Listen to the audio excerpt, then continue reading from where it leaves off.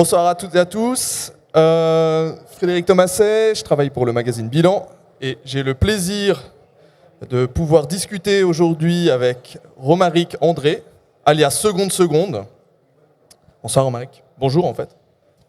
Bonjour Fred et bonjour à tous, merci d'être là. Je vais m'asseoir, je sais pas si... Ouais, je pense qu'on est tout bon. On y va, on commence. Ok, donc l'idée c'est discussion informelle. Je pense qu'il y a beaucoup de choses à dire sur le parcours de Seconde. On est ici aussi dans le cadre, vous allez le voir après avec ce qui vient, le prix de la collaboration horlogère. On parle beaucoup de collaboration. Forcément, Romaric a son mot à dire là-dessus. Donc je propose de discuter un peu avec lui du parcours, de son concept, et puis de lui poser quelques questions sur ce que peut amener la collaboration et comment est-ce que lui, il travaille en collaboration. Peut-être juste pour commencer, j'ai fait quelques recherches forcément sur mon interlocuteur avant de me lancer dans ce talk. Les premières, quand on tape seconde, on a tout de suite un article du New York Times et un autre du Figaro qui sortent. Je ne sais pas où tu en étais l'année dernière, mais ça fait quoi d'être connu aujourd'hui, Romaric? Seconde. Ça fait, oui, je crois qu'il ne faut pas le cacher, ça fait plaisir. Néanmoins, je pense que le chemin parcouru ne doit pas être occulté. Je dois un peu prendre conscience de ce que j'ai pu faire, mais j'ai l'impression que le chemin à parcourir est 100 fois plus long. Donc j'ai tendance à ne pas trop me contenter de ce que j'ai pu faire et de ce que j'ai pu, ce à quoi j'ai pu aboutir, et de me projeter vers demain. Donc insatisfaction permanente, pour répondre de manière plus courte. Aujourd'hui, on a l'impression de te voir un peu partout. Alors c'est parce que j'ai fait des recherches sur toi que je te vois un peu partout. Mais finalement, aujourd'hui, tu as l'impression que... peut-être reviens un petit peu sur ton concept, seconde. Et puis après, j'aimerais savoir comment tu ressens aujourd'hui ta marque. Est-ce que tu la sens installée? Est-ce que tu la sens reconnue?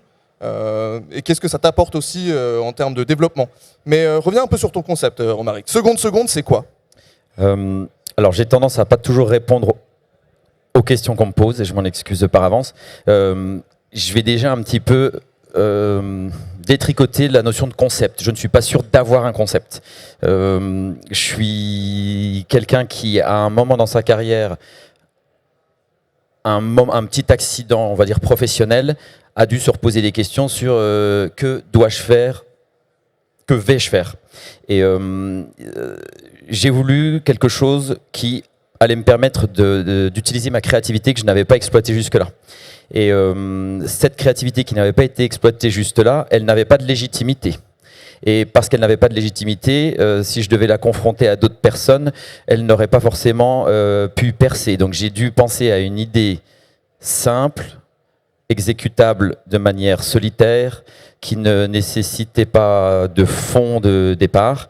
Et donc cette créativité, je l'ai pluguée, je l'ai appliquée sur un produit qui m'était cher, la montre.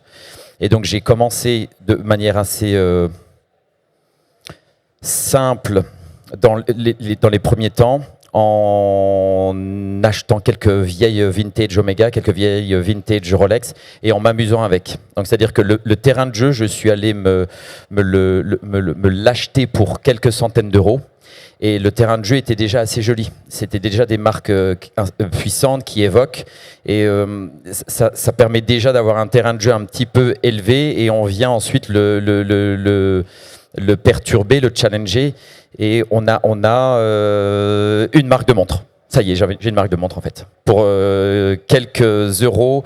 Alors oui, il y a eu de la réflexion. Je simplifie un petit peu, mais je crois que le concept n'était pas là. C'était plus l'envie de dire j'ai une créativité que j'ai sous-exploitée, où est-ce que je peux l'appliquer, et de manière simple et peu chère. Tu veux pas parler de concept, mais est-ce que tu peux, pour les rares, vu que maintenant tu es une célébrité qui ne te connaîtrait pas, très concrètement, qu'est-ce que tu fais? Je veux dire, est-ce que tu customises? Est-ce que tu... C'est un mot pareil, customisation, compliqué, qui recouvre plein de réalités différentes. Certains, par customisation, vont entendre l'écoute d'un client qui va venir vers nous demander une pièce répondant à ses desiderata. Moi, je ne fais pas ça. C'est-à-dire que je suis un peu dans ma bulle créative et j'ai envie de mettre au monde des idées que j'ai moi. Et je suis même assez... Je ne suis pas désagréable, mais j'ai tendance à dire ne participons pas ensemble à un brainstorm. Je veux signer la chose. Donc, je ne suis pas dans cette customisation à l'écoute du client. Oui, j'ai acheté des montres vintage pour les customiser à ma sauce. Donc, c'est cette customisation-là de dire je prends l'existant et je m'accorde le droit de perturber l'existant. Tu parles de customisation à ta sauce, finalement, alors tu ne veux pas parler de concept, mais c'est quoi la sauce seconde? Est-ce qu'il y a un univers on peut parler d'univers de marque, ou en tout cas un univers créatif dans lequel tu aimes évoluer? Et puis est-ce que finalement, ce que tu as construit, et la reconnaissance dont tu bénéficies aujourd'hui, est-ce qu'elle est construite sur cet univers pour toi?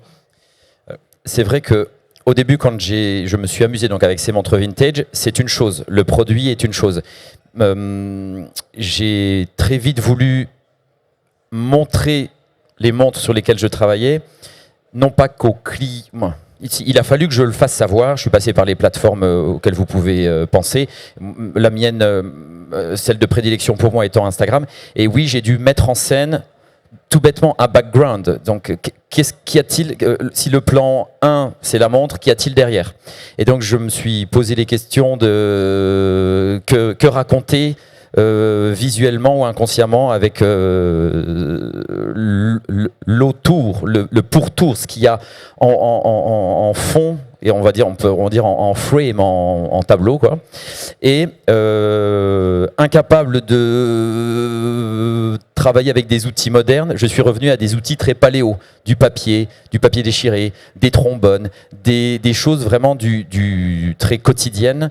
Et je pense que cet univers de marque-là, c'était quelque chose qui me parlait, qui m'a défini dans un premier temps et qui a pu attirer certaines marques. Donc on me parle souvent des matières assez paléo et assez primaires dans le sens très accessible et trouvable dans le quotidien, du carton, du papier et des objets qui encapsulaient une forme de banalité. Et j'adore provoquer des contrastes et je trouve ça assez... un clash esthétique et conceptuel de mettre une montre qui a demandé des centaines d'heures de travail et beaucoup de soins, beaucoup d'attention, à côté d'une gomme, à côté de quelque chose qui est qu'on ne regarde même plus. Donc le banal versus l'exceptionnel. Concrètement, quand on est... tu l'as dit, il y a eu un virage dans ta vie, tu as voulu te recentrer sur les choses, faire des choses peut-être plus simplement, les faire seul en l'occurrence. Même si tu essayais de défendre une grande entreprise, une corporation derrière toi. Mais finalement, comment est-ce que, en tant que jeune créateur, pas jeune en âge, mais jeune dans le produit que tu lances, comment est-ce qu'on arrive à se définir tout seul dans un monde où est-ce qu'on va chercher ses fournisseurs? Est-ce que c'est compliqué? Est-ce que les personnes qui produisent pour toi, tu as eu du mal à les trouver? Est-ce que établir cette marque et la lancer concrètement, ça t'a demandé des gros défis à relever? L'exécution n'était pas si complexe que ça. Trouver des montres de seconde main était assez facile. Trouver un ou des horlogers capables d'installer mes nouvelles aiguilles n'est pas chose très compliquée. Techniquement, après, parfois, je me heurtais à certains blocages de certains horlogers qui, me voyant arriver et leur demandant de mettre une épée pixelisée à la place des aiguilles des heures d'une Rolex des années 60, ne comprenant pas ma démarche, me trouvant loufoque et même peut-être irrespectueux du design initial. Voilà, techniquement c'est pas dur, mais psychologiquement il y a plusieurs horlogers qui m'ont dit non, c'est pas pour moi ça, voilà, et ce que j'entends. Donc, mais pas très dur à trouver au final un horloger. Et donc le plus dur, qui n'est quand même pas non plus inaccessible, c'était de trouver un fabricant d'aiguilles que j'espérais français, qui fut français, c'est La Pratique à Morteau. D'aller les voir, leur montrer que j'avais quand même un bon espoir que le projet dure plus de 3 mois et que j'étais en capacité de passer des commandes et payable tout de suite, en petits lots. Mais voilà, c'était, je dirais que les barrières à l'entrée c'était des barrières mentales. S'il devait y en avoir, elles étaient mentales. Il n'y avait pas de véritable barrière à l'entrée. Ensuite, communiquer, c'est Instagram. Ça ne coûte rien et ça prend 2 minutes. Dans les faits, même si évidemment il faut réfléchir un peu à ce qu'on va poster, mais il n'y avait pas de barrière à l'entrée. Donc un concept simple, pas de barrière à l'entrée. Mais un concept fondamentalement et probablement stupide, puisque les montres vintage n'ont de valeur que parce qu'elles sont intactes. Et j'étais celui qui achète son stock et commence avant toute autre chose à le démonter et à le modifier, donc à le dévaluer. Donc économiquement et fondamentalement, alors, les montres vintage ont de la valeur parce qu'elles sont intactes et dans leur jus. La première chose que tu vas faire, c'est modifier un élément. Donc c'est peut-être complètement stupide. Et il y avait toujours la réassurance derrière de dire non, mais si je change une aiguille, je garde l'aiguille d'origine, elle est fournie avec, vous avez toujours ce retour à l'état initial possible. Vous avez toujours cette sécurité possible qui va vous rassurer quant à la valeur intrinsèque conservée de la montre vintage. Mais au début, évidemment, quand je dis je change des choses sur une montre vintage, on me dit c'est logiquement illogique. Donc on a le jeune seconde qui se lance sur ses premières montres, qui fait ses premiers essais. Finalement, ta marque, elle a été créée quand? Et puis, quels ont été les premiers retours? Ça veut dire dans ta démarche, tu commences par créer. Ça veut dire que tu as créé avant d'avoir les clients. Tout à fait. Et puis ensuite, tu en es venu à diffuser ton produit. Là, c'était quoi les premiers retours? Tu nous as parlé effectivement de la difficulté de changer quelque chose dont la valeur et justement le fait que le produit soit intact. Quels ont été les premiers retours et comment est-ce que toi, tu as réussi à te faire une place et qui est-ce que tu es allé voir en fait? Qu'est-ce que tu es allé démarcher pour avoir ce retour? Dans ma vie d'avant seconde, j'avais mis un pied dans cette industrie horlogère et dès mes premiers produits prêts ou parfois simplement avec des drafts, j'ai pu pousser la porte de 2, 3, 4 collectionneurs. Et s'ils n'étaient pas collectionneurs, ils étaient sachants ou ils étaient en capacité d'avoir un avis et de le partager. Et les réactions étaient assez similaires à chaque fois, c'est-à-dire surprise, mais qu'est-ce que c'est que ce délire? Et puis, ah oui, mais c'est pas mal la réversibilité. Donc voilà, moi j'aime toujours un petit peu être embêtant, être un petit peu déstabilisant pour ensuite montrer patte blanche. Donc c'était le même truc à chaque fois. Et ces gens-là qui ont aimé cette espèce de double effet, surprise, voire agacement, puis « Ah, pas si bête ça », eh bien, ça m'a conforté dans « Il y a peut-être quelque chose ». Eux ont commencé à être mes premiers clients, ils parlent, c'était bouche à oreille initiale, et je ne sais plus quelle était la question, mais voilà, c'est comme ça que je dirais que, sans parler d'Instagram, c'est les premiers clients qui furent assez clés. Peut-être que, ouais, on ne va pas se dire et si, mais je pense qu'ils ont joué un rôle dans le cautionnement de la démarche. Ok. Et puis ensuite, donc, ces premiers clients se saisissent des montres, tu développes ton compte Instagram. Finalement, est-ce que tu t'es dit que ça allait être compliqué de pouvoir vendre à grande échelle? Parce qu'à un moment, pour tout créateur, il y a une question qui est celle de l'échelle et de pouvoir en vivre. Toi, à quel moment tu t'es dit j'ai un risque de rester vraiment dans une niche où je vais vendre 3 montres par an? Et à quel moment tu as senti qu'il y avait un déclic où tu peux dire bah non, en fait, je peux aller plus loin que ça? Pareil, j'aimerais dire que j'ai tout vu venir et j'ai constamment monitoré mon risque et mes opportunités. Il n'en est absolument rien. J'ai failli arrêter. Donc, une fois démarré l'aventure seconde sur les montres vintage, j'ai failli arrêter à plusieurs reprises. Parce que, en effet, manque de volume, un travail très créateur face à un client final, très en demande, très en attente, des échanges répétés, réguliers. Tout ça, c'est un temps passé excessivement long et pour une rentabilité qui n'est pas toujours là, qui n'était pas forcément. Oui, ça me gêne toujours de parler de l'économie derrière ça, mais la créativité sans économie, ça sèche. Donc, plusieurs moments où des questions sont venues. Et le point de bascule, c'est quand une marque est venue en disant « Vous avez un univers, vous commencez à avoir une autre... Parlons d'audience, même si elle n'était pas grande, mais en tout cas, il y a un univers, il y a une identité. Ferions-nous 10 pièces ensemble? Et donc, je passais de échelle 1, 1, 1, à tout d'un coup, une idée pouvait se diffuser sur 10 montres. Et je n'avais absolument pas vu venir cette chose-là. Je pensais que c'était une demande assez ponctuelle, où il n'y aurait pas de répétabilité. Que, voilà, c'était genre le cadeau de l'année, pas le cadeau de l'année, mais la bénédiction comme ça, temporaire. Cette bénédiction s'est répétée. Parce qu'une marque, première collab où ça se passe bien, peut inspirer les autres marques, mais m'a inspiré moi également. De me dire, en fait, un monde en dehors des montres vintage, en vente directe avec un client final, existe. On en arrive là-dessus à la question de ces collaborations horlogères et de la place qu'elles prennent dans le monde horloger. Est-ce que pour toi aussi, tu as bénéficié d'une époque où on est plus ouvert à ces associations? Finalement, peut-être qu'à quelques années près, ça aurait pu jouer en ta défaveur ou pas en ta faveur en tout cas. Est-ce que finalement, aujourd'hui, la collaboration en tant que telle, la collaboration horlogère, elle t'amène quelque chose et elle t'a permis de te développer? Quel regard tu portes sur ça? Je suis un mauvais historien du marché. Je ne me souviens plus, je ne connais pas la date. Existe-t-il une date qui marque la première collaboration horlogère où deux marques n'appartenant pas forcément au même domaine se joignent leurs efforts? Donc, il y a eu cette effervescence-là, collab.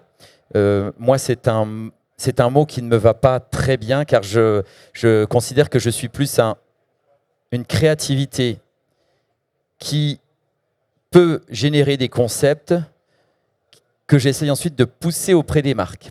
Ces concepts sont protéiformes, j'espère, évoluent, et en ce sens, je n'ai pas l'impression d'avoir un ADN borné comme pourrait l'avoir une marque. Néanmoins, voilà, collab, c'est comme un peu tous les buzzwords, c'est un mot imparfait qu'il faudrait nuancer et tout ça. Mais donc, la collab, moi, ce que je trouve, je me mets à la place des marques. Et pour moi, une marque, c'est un ADN, c'est pas une ligne droite. On va dire que c'est un couloir de nage. Donc, dans un couloir de nage, on peut un peu zigzaguer. Néanmoins, on ne peut pas passer dans un autre couloir de nage. Si on a un ADN de marque qu'on veut tenir, zigzagons, mais ne basculons pas dans un autre couloir de nage. Or, l'époque veut quand même qu'une marque montre sa capacité à réagir avec son époque, à refléter son époque. Et en ce sens-là, une marque doit un petit peu ouvrir un petit peu ses œillères. Et moi, comme plein d'autres, dans le cadre d'une collab, sommes une possibilité pour eux d'aller dans le couloir de nage d'à côté, sans pour autant renier leur ADN et sans qu'on les accable de « vous ne savez pas où vous allez, quelle est votre identité, vous diluez, vous vous perdez ». Donc je suis comme plein d'autres.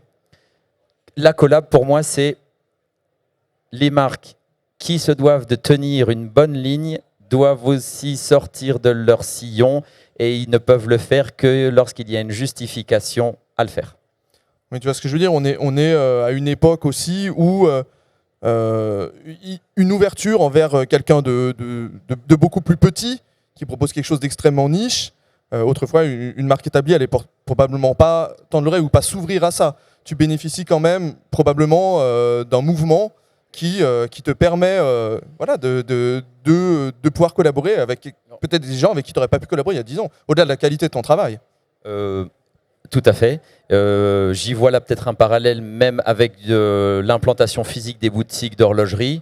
Je fais un parallèle un peu rapide, mais les grandes marques étaient toujours dans les mêmes rues, les unes à côté des autres, et puis on voit apparaître tout d'un coup des grandes marques qui vont dans le quartier qui est en train de changer, dans des quartiers qui n'étaient pas du tout habitués à accueillir ce genre de commerce, qui sont des quartiers qui se réhabilitent. Et si des grandes marques osent changer de territoire physiquement comme ça et de s'installer à côté de lofts d'artistes tagués et en travaux, peut-être que les marques, au lieu de ne faire des collabs qu'avec des pairs, se disent, moi marque, j'ai peut-être aussi à gagner à m'associer à quelqu'un qui est très loin de moi en termes hiérarchiques et parce que ça montre aussi une forme, alors je vais sortir le grand mot d'inclusivité, je ne pense pas que ce soit le sujet, mais montrer une forme de décloisonnement. Ce n'est pas un club privé entre les meilleures marques qui font des collabs avec les autres. Les meilleures marques de monde font des collabs avec les meilleures marques de voitures. Et voilà, ça montre un peu une ouverture d'esprit, probablement. Aujourd'hui, seconde, tu as gagné en notoriété. Qui est-ce qui vient te chercher aujourd'hui? Ou d'ailleurs, est-ce qu'on vient te chercher? Est-ce que c'est toujours toi qui vas chercher? Ça fonctionne comment? Pareil, il n'y a pas de process. Ça m'arrive de recevoir des emails et ça m'arrive d'en envoyer. Autrement dit, lorsque j'ai une idée que je pense pertinente pour cette marque-là, je vais tout faire pour orienter mon arc vers cette marque-là et toquer aux portes. Ça ne marche pas toujours. On te répond facilement aujourd'hui? Les portes s'ouvrent? Ça dépend de plein de choses. Il y a des portes qui ne s'ouvrent pas. J'arrive désormais à trouver des gens qui sont proches de ces portes, mais ça ne veut pas pour autant dire que la porte va s'ouvrir. A contrario, ou plutôt sens inverse, des demandes entrantes, et pareil, je suis ravi d'ouvrir la porte. Néanmoins, la condition sine qua non de faire quelque chose, c'est quelle est l'idée? Et pour 5 brainstorms qui commencent, 2 tiennent de moi et un seul aboutit. Donc voilà. Est-ce qu'aujourd'hui, justement, ces portes qui s'ouvrent, elles relèvent plus du monde de l'horlogerie indépendante, ou est-ce qu'on peut imaginer seconde aller jusque plus dans les marques institutionnelles ou les grands groupes? Je vais prendre un exemple récent d'une collaboration avec Frédéric Constant, qui est quand même pour moi une marque établie. Et quelques semaines après, je faisais une collaboration avec une marque française qui n'avait pas encore la notoriété ni l'envergure de Frédéric Constant. Donc moi, j'adore faire ces grands écarts et discuter avec des interlocuteurs qui n'ont vraiment ni la même histoire, ni les mêmes ambitions. Et je sais plus ce dont on parlait. Mais oui, et des fois c'est en dehors de l'horlogerie. Et ça, c'est ce qui me ravit, c'est que je suis très ouvert à des demandes externes à ce monde-là horloger. Je pense que c'est intéressant pour moi d'essayer, sans aucune garantie de succès, mais d'essayer d'appliquer mon filtre créatif à d'autres domaines. Et je pense que c'est aussi sympa pour mon audience de voir que je sais faire des pas de côté. Le pas de côté que j'invoque très souvent conceptuellement, c'est aussi quelque chose que je pense je dois m'appliquer à moi-même et de le faire dans d'autres secteurs. Tu t'es lancé dans seconde sur le tard, entre guillemets. Tu t'es développé, en solo. Est-ce que finalement, est-ce que tu es aujourd'hui une preuve vivante que beaucoup de choses sont possibles dans ce marché-là? Ouais, exactement. Dans ce marché, est-ce que tu le vois comme ça? Est-ce que tu as peut-être un symbole que beaucoup de choses sont possibles et que finalement, avec une bonne idée, on peut aller loin? Je ne sais pas si aujourd'hui tu considères que tu es allé loin, mais... Super question. Je n'aurai pas de réponse. Mais est-ce que je peux tirer de mon exemple personnel une règle? Je n'en sais rien. Moi, c'est sûr que j'avoue, j'ai toujours eu, et quand je me retrouve face à un problème, par exemple, mes problèmes sont des beaux problèmes. C'est une marque de montre qui vient me proposer quelque chose et je m'oblige à trouver un concept que je pense pertinent et courageux et innovant. Et bref, je lui souhaite toutes les qualités du monde. Et je me dis toujours, il existe un truc, il existe une solution. Et parfois, je ne la trouve pas. Mais je ne dis pas c'est qu'elle n'existe pas, je dis c'est qu'elle existe. Et donc, de la même manière,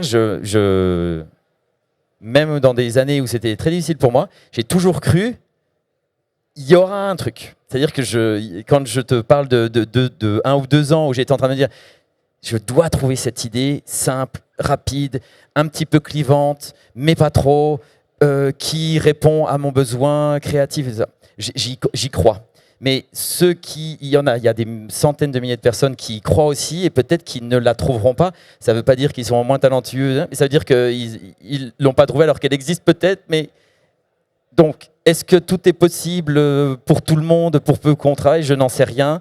Et cette espèce d'obsession et de détermination que j'ai eue à payer pour moi, Est-ce que j'ai bien fait de prendre cette voie? Je n'en sais rien, parce que peut-être que j'aurais pu passer à côté de cette idée et être encore aujourd'hui dans un doute que je ne me souhaite pas.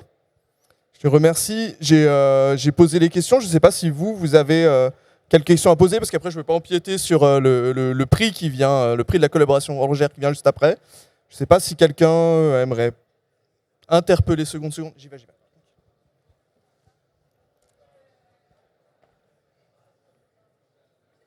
Je voulais savoir, qu'est-ce qui t'inspire aujourd'hui? Comment tu trouves tes idées? Parce que vu que tu ne fais pas de briefing en amont, comment tu les trouves, ces idées, sur les cadrans, sur tes collaborations? La question de l'inspiration est toujours assez...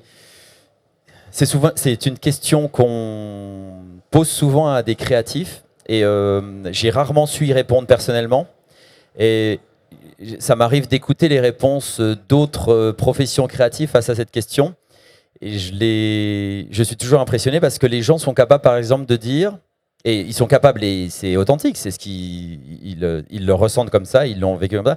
Par exemple, quelqu'un qui développe un fauteuil peut expliquer qu'il a été inspiré par telle architecture, tel voyage, tel cocktail, et donc vraiment de faire des ponts entre des émotions qu'ils ont ressenties ou quand avec un produit. J'ai beaucoup de mal, moi, à dire cette idée-là, je l'ai eue parce qu'un film m'a ému.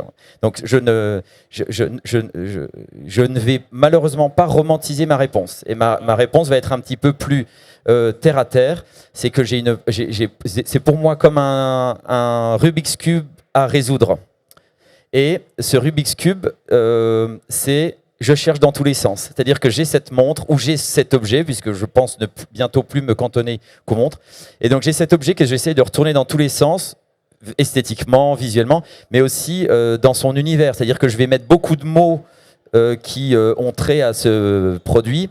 Et une de mes premières approches, c'est d'aller chercher les antithèses et les antipodes. Donc, si la montre évoque la plongée, le sport, la résistance, la robustesse, l'excellence et le militaire, je vais évoquer un bisounours. Je vais penser à un bisounours. Elle n'est pas étanche, elle est en train de se noyer. On voit des bulles. Donc, je suis toujours un peu je commence par chercher l'antithèse. Et ensuite, entre cette espèce de magma antithétique, si ça se dit, et la montre et son univers, j'essaye de créer des ponts. Et donc voilà, c'est l'expression anglaise que j'aime bien, c'est connecting the dots. Donc je vais transposer la montre dans un autre univers, et souvent il leur sort un truc. Il a mis plein de beaux mots dessus, mais tout à l'heure il a mangé un croissant, il a dit je vais faire une montre breakfast to Tiffany. Ouais, bon.